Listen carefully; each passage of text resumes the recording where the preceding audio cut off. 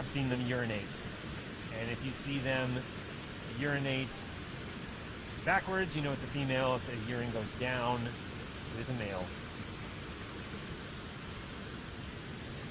And it is relatively uncommon to see cubs up here and mom so far away. These are yearlings, so it's not as if they're smaller spring cubs, but we haven't seen very many cubs at the falls this year. Yeah, a lot of the females that will fish at the falls with cubs either aren't here or don't have cubs this year. Right. So number 402, we haven't seen her yet this year. Number 128, we've seen here a lot, but she doesn't have offspring to care for, so you know, there's no need for her to come up here with cubs. She doesn't have any. Off of the ground, feet are standing, so you know, 16 feet. See these cubs from a distance, they look so small. When they get close, this would be one of the larger dogs I've ever seen. These are big animals. I mean, they're probably close to 100 pounds to 150 pounds at this age. And a lot of muscle already. Right. And a lot of black bears at that size will reproduce, you know, at that size. So these are sizable animals, and in their second year, you know, they can easily weigh over 200 pounds, and that's part of the productivity of the ecosystem at work.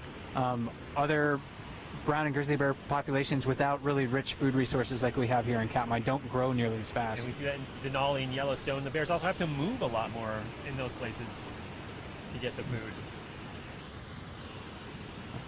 And it looks like they're looking pretty hard for any leftover salmon on the ground. Yesterday and the day before, when they came to that spot, they were actually ignoring bits of salmon that were there, so they were really full at that time, but of course their stomach empties out fairly easily. Before the broadcast, so I suspect she's just out of our line of sight. Yeah.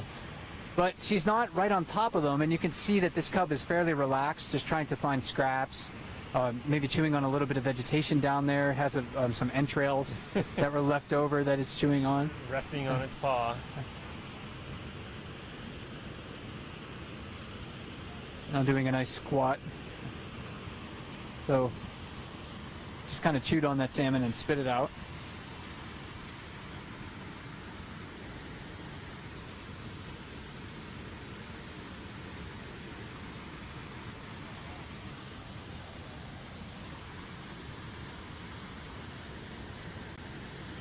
Unfortunately, it looks like a visitor dropped a Kleenex.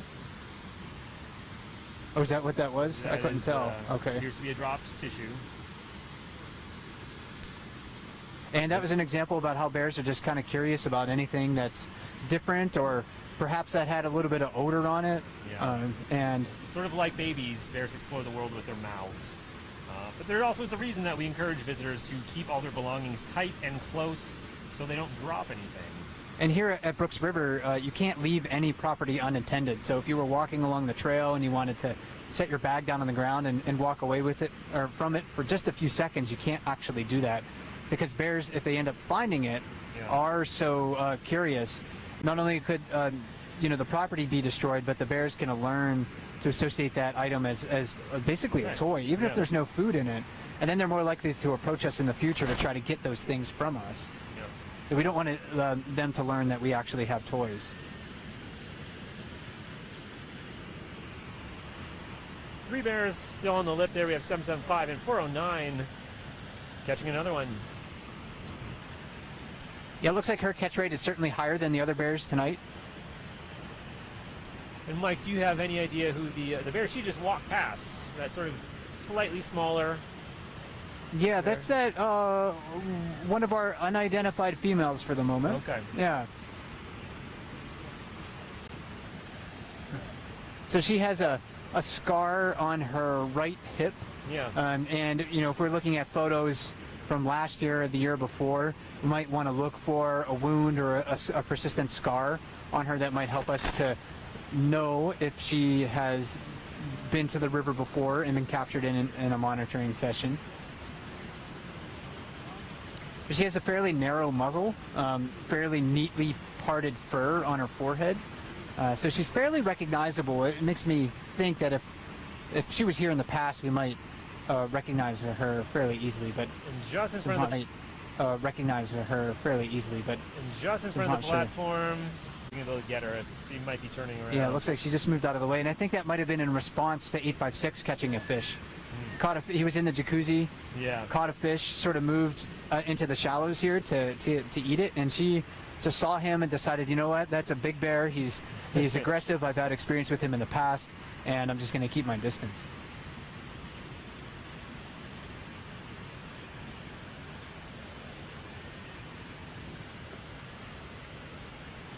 .856 is very skilled in the jacuzzi.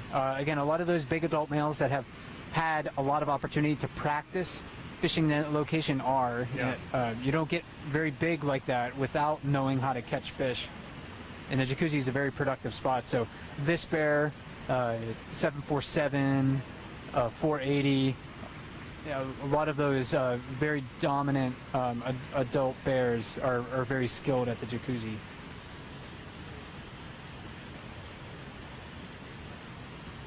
You can see the gulls haven't had a lot of food tonight either. Look how close they're getting to 856, really waiting for anything that's left over. Knocking at the door.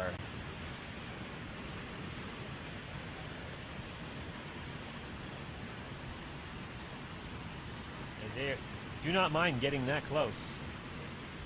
And people do wonder occasionally why the bears don't go after the gulls. And I suspect because it's not an easy meal for them. The gulls are actually pretty quick. The bears are quick, but I think the gulls are fairly quick and may be able to avoid them more often than not. Yeah, and the gulls can move in a number of directions, whereas salmon tend to be in a higher density this time of year in the river, and they can only move essentially in shallow water like this in two directions, or two dimensions rather. I also suspect, and I don't know if most bears actually have the opportunity to eat a bird, but a full-grown bird has a lot of feathers. Feathers. And it might be uncomfortable to try to slide those feathers down your stomach. A lot of wrapping, yes. Yeah. Because bears don't pluck their prey like a cat will, for Right. example. They don't pull the fur off; they just start to consume it.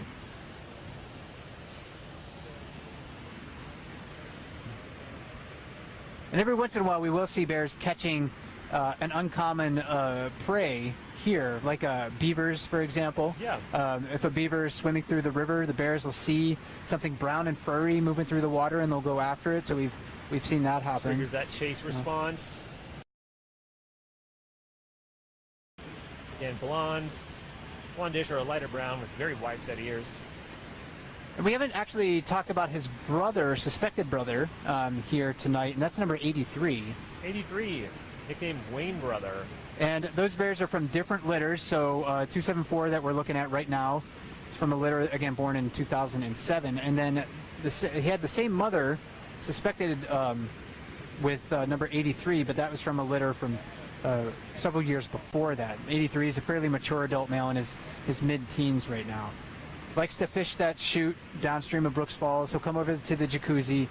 He's mid to high level in the hierarchy, but it depends on what other bears are doing. He certainly isn't as dominant as the most dominant bears here.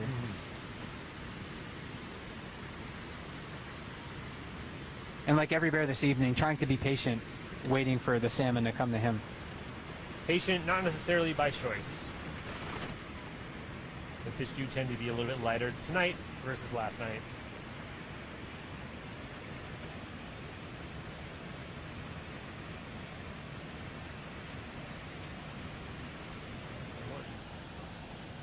Just to recap, I see immediately in our front view here 1, 2, 5, 7, 11, 13 bears.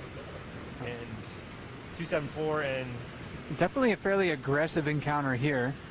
yeah, Almost a three-way encounter because that male bear came in, chased off 274, and then 856 got right up in his face.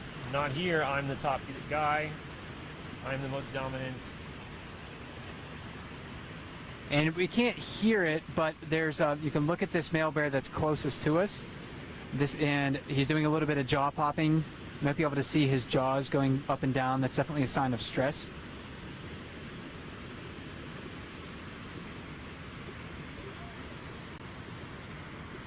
This bear showing a lot of wounds on his back. Yes, he's definitely had some recent battles from this year.